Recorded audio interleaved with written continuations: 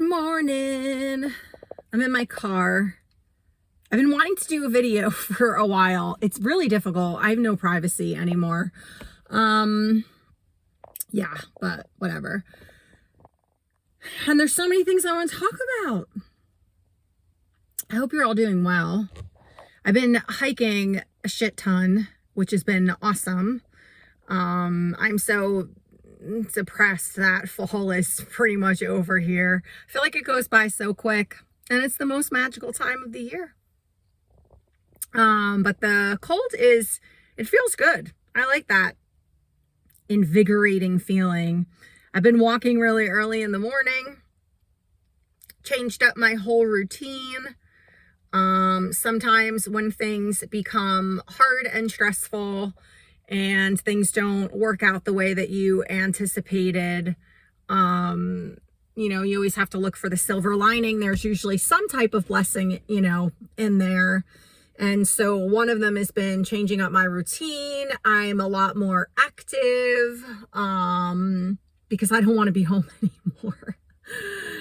And that's the sucky part, but that's okay. It is what it is. So I'm out a lot and moving my body a lot, which is good. Never a bad thing. Never a bad thing. So one of the things, I'm sorry I'm shifting so much. This is so annoying. The sun is like, that's a little bit better. I feel like the sun is like just blaring on me. It's where I parked. And I kind of can't get around it. So sorry. Deal with it. It's like the sun right here highlighting my mouth. Anywho, so I am like ready to get out there and date again. This is the decision that I've made. And when I talk to people who are like petrified to date again, usually it's a very bad experience, right? We've all had them. And oftentimes it's, they've been cheated on.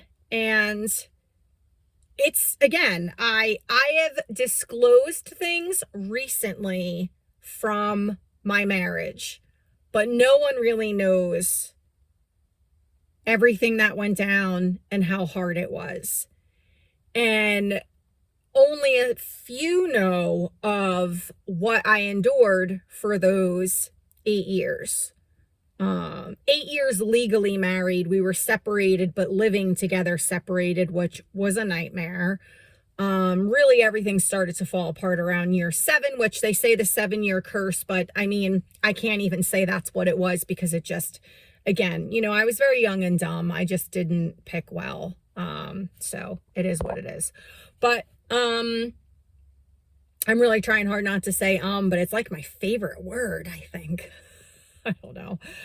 So is my other one. I got to learn to pause. When I'm being interviewed, I don't think I do the and the so much. Maybe I do. I'd have to go back and listen to podcasts that I've been on. During my marriage, I was pregnant. I was 4 months pregnant when we got married. We were dating for about a year and a half, 2 years, maybe not, maybe a year and a half. So I had Devin and then got pregnant again pretty quickly. So my kids are 15 months apart. So Devin was about 6 months old. So you're talking this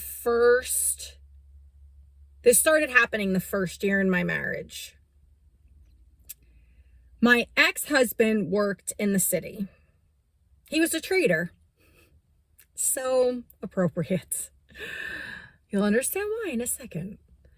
And he loved it. And I love that he loved his job. He was really enthusiastic about it. He loved his job. And he was good at it at the time.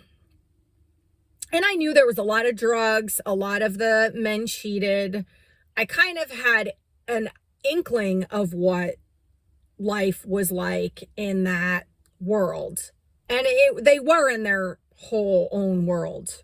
If you know anything about back in the day when the trading pit existed and they actually went in and they were in that big pit. And I knew something wasn't right during my pregnancy with Sarah, with our relationship. Like, things were just really off.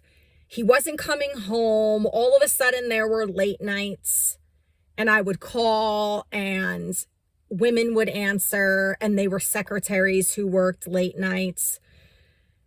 And then this girl was calling my home and I'm finding pictures of him and of her on his phone.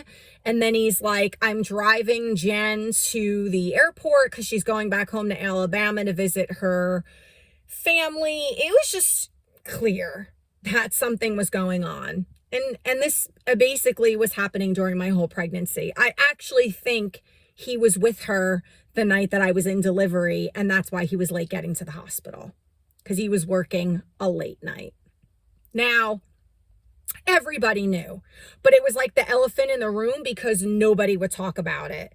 So my mom was like me, and you could hear her roar a mile away, and she was like, he's cheating on you, and begged my father to pay for a private detective. And my dad was a cop, and my dad wouldn't do it because, you know, the boys club. I don't know. I don't even know what to say about that. Whatever. Now, mind you, I'm 24 years old.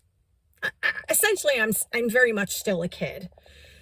His parents knew, and his mom would just say, like, don't you think you should spend more time at home? Don't you think you should stop sleeping out so much? Because he was saying that he was at his best friend's home, who is my oldest daughter's godfather. And my kids, you know, grew up calling him uncle. And they were like brothers. They called each other brothers. And so so fast forward, I have Sarah. Now I have 2 kids in diapers. This guy is never home, never around, ever. When he comes home, useless. So things are not good. And he's like, I think we should move. And I loved the Jersey Shore, and I grew up, you know, we camped, but we grew up summers down the Jersey Shore, and a lot of the traders had homes down the shore, and they commuted. So we start looking, and we both agree that we like Point Pleasant. Now, I'm like, why is this happening? There were a lot of other things going on, but he was like, I just think that this would be best. And I really didn't want to be away from my family for various reasons, but things were so bad. And in my little cute girl mind, I thought this will change things. But really, I think he was moving me away to make things easier for him.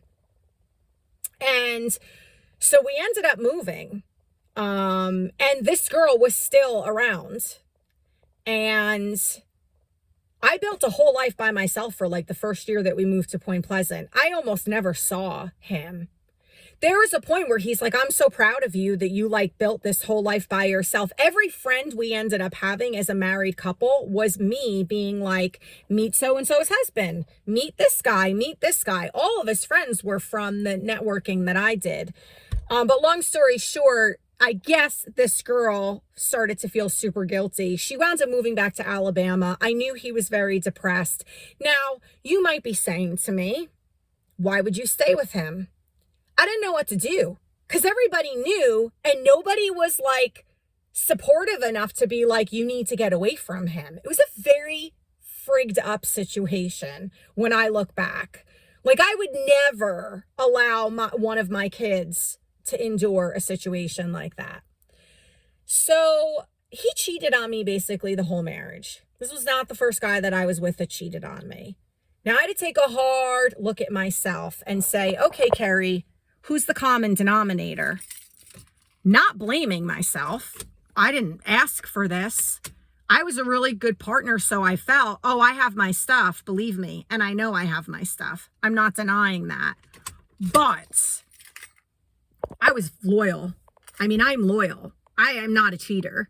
I'm not a liar. I'm not a manipulator, and I'm not into playing games. So I was really distraught and devastated, but I had kids to raise. So, and I'm very adept at not showing face. And I really didn't talk about it, except with one girl who I was introduced to, who I'd never met in my entire life. And she suspected her husband was having an affair. And we were like phone friends. And we, you know, it was just somebody to talk to and to lean on during this very weird time in my life.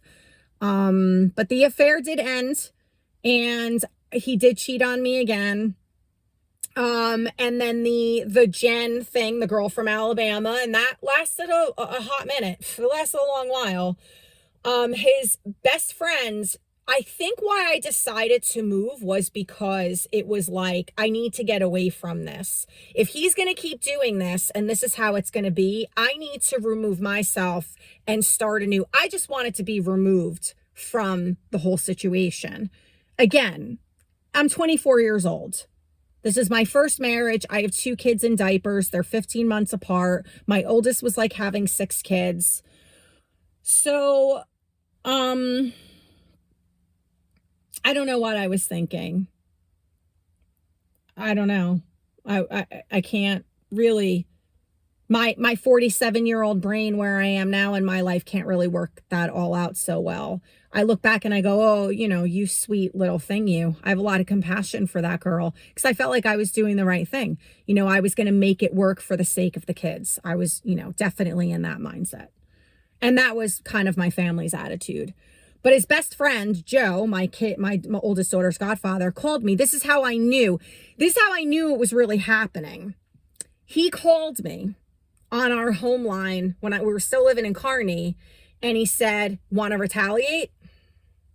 Now, when I moved down the Jersey Shore and I was giving him crap that I knew what was going on and he needed to end this, his other best friend called me and said, we're all cheating on our wives. This is what we do. This is what men do. They all cheat. It's very, very fascinating, right? Like, I was just blown away that everybody was just telling me that this is how it was going to be and that I just needed to accept it.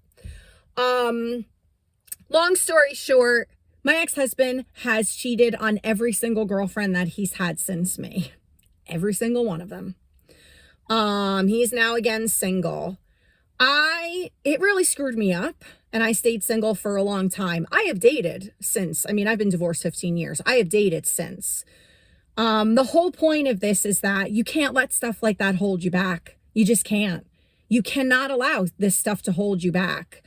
My past doesn't dictate my future. Not everybody is going to cheat on me, but it did, you know, you can feel very victimized. And I was victimized to an extent, but I needed to understand that I also played a role in this and that I was the common denominator. And why was I being cheated on? What can I do differently moving forward? Where does my responsibility lie in all of this? Not all men cheat. And if I can say this to you with all of that, then, you know, there's always hope. There are really good men and women out there. Please don't let your past dictate your future, because there is a part of me that is nervous moving back into dating. But I can't let this stuff hold me back. And and no one will ever be like my ex-husband, because he was one of a kind. For sure. I'll give him that. Anywho, I gotta run. I hope this was helpful. I know I'm not the only person who's ever been cheated on. I know I'm not the only person who's ever been married to somebody who was not loyal.